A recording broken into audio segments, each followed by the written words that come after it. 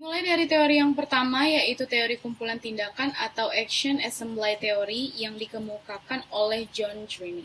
Jadi teori ini adalah teori yang mempelajari tentang bagaimana cara seseorang mengelola pengetahuan yang ada di dalam pikirannya dan menggunakan pengetahuan tersebut untuk menyampaikan satu pesan.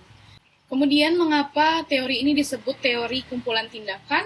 Karena teori ini menganggap bahwa satu pesan saja yang kita sampaikan, kita sudah dapat melakukan berbagai tindakan sekaligus. Seperti misalnya ketika kita bertemu dengan seseorang, kita akan menyampaikan pesan seperti, halo apa kabar, seperti itu. Nah, di dalam menyampaikan satu pesan itu, kita pasti akan melakukan tindakan seperti melambaikan tangan atau tersenyum lebar dan juga membungkukkan badan seperti itu. Jadi dalam kita menyampaikan satu pesan saja, kita sudah dapat melakukan berbagai tindakan sekaligus. Maka disebut sebagai penyusunan tindakan atau kumpulan tindakan. Lanjut teori kedua, yaitu teori jarum hipodermik atau dikenal juga dengan sebutan teori peluru, yang merupakan salah satu teori komunikasi massa, khususnya teori efek media massa. Nah, jadi teori ini adalah teori yang menitik beratkan kepada kekuatan pengaruh media terhadap audiens atau halayak umum. Jadi halayak itu dianggap hanya sebagai sekumpulan orang yang mudah terpengaruh dan juga homogen. Teori yang selanjutnya yaitu teori behaviorisme. Jadi menurut teori ini, semua perilaku termasuk tindak balas atau respons itu ditimbulkan oleh adanya rangsangan atau stimulus. Jadi jika rangsangan atau stimulus ini telah diamati dan diketahui, maka gerak balas pun dapat diprediksikan.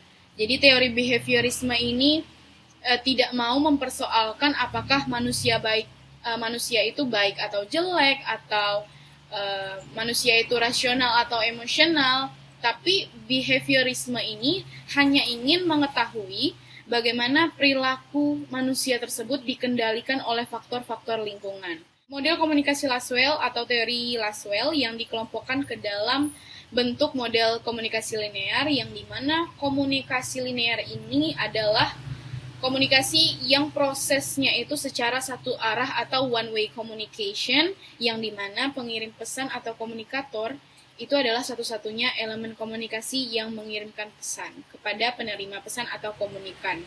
Kemudian ada teori agenda setting menurut McCombs and Shaw.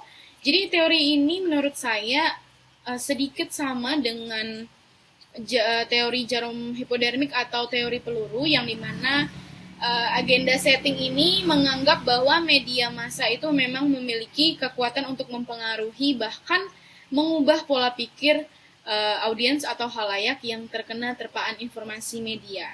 Tetapi bedanya dengan jarum hipodermik, teori ini tetap beranggapan atau mendukung hipotesis bahwa bagaimanapun juga semuanya itu kembali lagi kepada halayak yang menerima terpaan media, terpaan informasi media. Jadi kembali lagi kepada individunya, di mana individu ini memiliki kebebasan untuk memilih apa yang ingin mereka terima. Selanjutnya ada teori kontingensi yang diperakasai oleh John Woodward, yang dimana teori ini menganggap bahwa kepemimpinan itu merupakan suatu proses yang melihat kemampuan seorang pemimpin untuk melakukan pengaruhnya tergantung dengan situasi tugas kelompok atau grup dan tingkat-tingkat daripada gaya kepemimpinannya, kepribadiannya, dan pendekatan yang sesuai dengan kelompoknya. Yang kedelapan adalah teori interaksi simbolik, yang dimana teori ini berasumsi bahwa manusia atau individu membentuk suatu makna itu pasti melalui proses komunikasi. Jadi teori ini lebih cenderung pada pentingnya konsep diri dan paradigma yang dimiliki setiap individu berdasarkan interaksinya dengan individu lain. Kemudian ada teori yang kesembilan, yaitu teori komunikasi dua tahap, yang dimana teori ini menunjukkan bahwa pengaruh media terhadap persepsi masyarakat itu tidak terlalu besar. Jadi teori komunikasi dua tahap ini menganggap bahwa pengaruh media terhadap persepsi masyarakat itu tidak terlalu besar karena ada variabel lain yang lebih mendominasi dalam mempengaruhi opini masing-masing audiens atau halayak umum, yaitu adanya opinion leader atau orang yang sangat berpengaruh di tengah masyarakat. Yang selanjutnya ada teori sibernetik, yaitu teori yang dimana dalam bidang teori komunikasi ini, teori ini memiliki konsep bahwa komunikasi adalah sebuah proses informasi. Jadi teori sibernetika ini mengecilkan berbagai perbedaan antara komunikasi manusia dengan sistem informasi lainnya, yang dimana individu itu akan memiliki cara tersendiri dalam melakukan proses belajar. Teori ke-11 ada disonansi kognitif, yaitu teori yang membahas mengenai perasaan ketidaknyamanan seseorang akibat sikap, pemikiran, dan perilaku yang bertentangan dengan orang lain, sehingga teori ini memotivasi seseorang untuk mengambil langkah demi mengurangi ketidaknyamanan atau disonansi yang terjadi sebelumnya, seperti itu. Selanjutnya ada teori classical conditioning, yaitu suatu bentuk belajar yang memungkinkan organisasi memberikan respons terhadap suatu rangsangan yang sebelumnya tidak menimbulkan respon tersebut. Jadi teori ini mampu menjelaskan perilaku seseorang komunikan atau penerima pesan sehingga mempengaruhi struktur pesan yang dibuat oleh seorang komunikator, seperti itu. Kemudian yang ke-13 ada teori pelanggaran harapan, yang dimana teori ini beranggapan bahwa penafsiran sebuah pesan itu tidak sesederhana seperti yang dikatakan atau bagaimana pesan itu dikatakan. Jadi lebih dari itu, teori ini menganggap bahwa penafsiran sebuah pesan itu ditentukan oleh situasi, ditentukan oleh nilai ganjaran orang lain, dan juga bagaimana pesan-pesan itu memenuhi harapan seseorang atau tidak. Yang ke-14 ada teori pengharapan nilai atau value expectancy theory, yang dimana teori ini menitik beratkan bahwa sikap seseorang terhadap segmen-segmen media itu ditentukan oleh nilai yang mereka anut sendiri dan berdasarkan evaluasi mereka tentang media tersebut. Kemudian yang ke-15 ada teori kognitivisme, yang dimana teori ini menganggap bahwa manusia itu bukanlah makhluk yang bersifat pasif terhadap lingkungan, melainkan makhluk yang selalu berusaha untuk memahami lingkungannya. Jadi teori ini memandang komunikasi itu sebagai sebuah transfer isi mental di antara individu. Kemudian ada yang ke-16, yaitu teori ketergantungan media atau dependensi teori, yang dimana teori ini adalah teori komunikasi massa yang menyatakan bahwa semakin seseorang itu tergantung pada suatu media untuk memenuhi kebutuhannya, maka media tersebut menjadi semakin penting untuk orang itu. Ke-17, teori kultivasi, yaitu teori yang memusatkan perhatian pada dampak media pada perilaku penonton dalam jangka waktu yang panjang. Jadi, menurut saya teori ini lebih menekankan kepada media televisi. Jadi, teori ini beranggapan bahwa jika manusia itu selalu menonton tayangan tertentu dengan waktu yang lama, maka akan memiliki sebuah pemahaman bahwa dunia di sekelilingnya itu seperti yang ditayangkan di televisi. Selanjutnya, teori ke-18 yaitu teori dialektika relasional, di mana teori ini menggambarkan hidup hubungan sebagai kemajuan dan pergerakan yang konstan. Jadi, teori ini menitik beratkan kepada orang-orang yang terlibat di dalam hubungan, terus merasakan dorongan dan tarikan dari keinginan-keinginan yang saling bertolak belakang.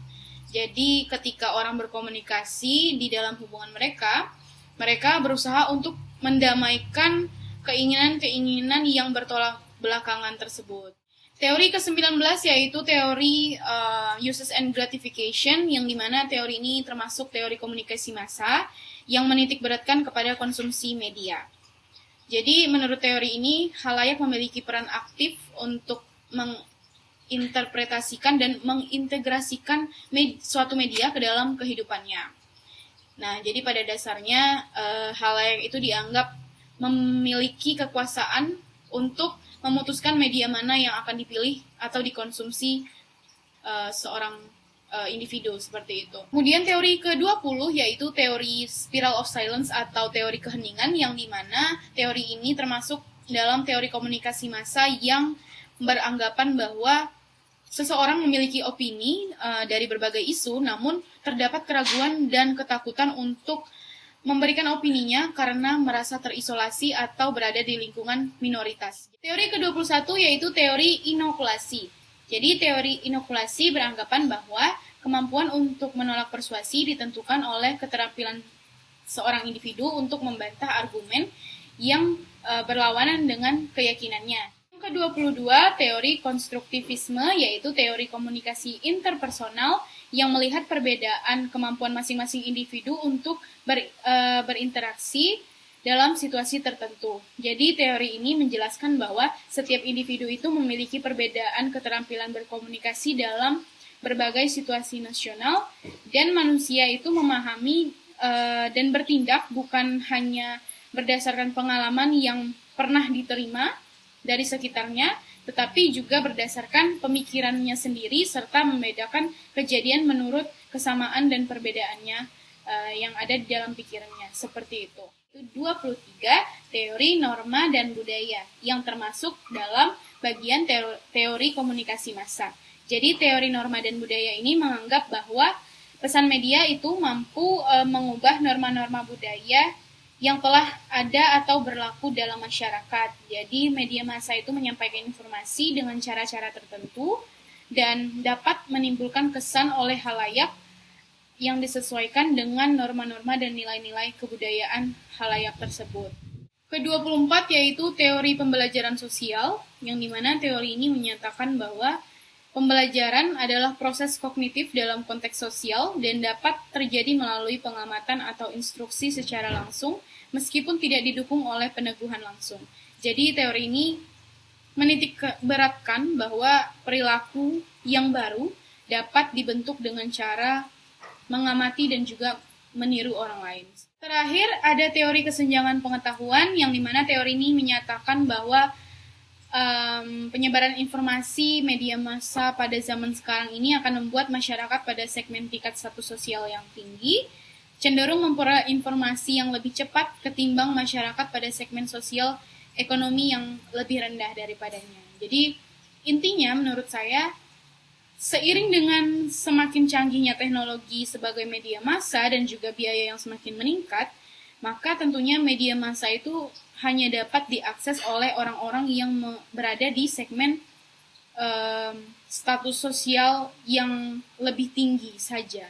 Nah, akhirnya kesenjangan atau gap antara masyarakat sosial ekonomi tinggi dan juga rendah ini akan semakin melebar, dan juga masyarakat dengan sosial ekonomi tinggi itu akan lebih mendapatkan keuntungan karena lebih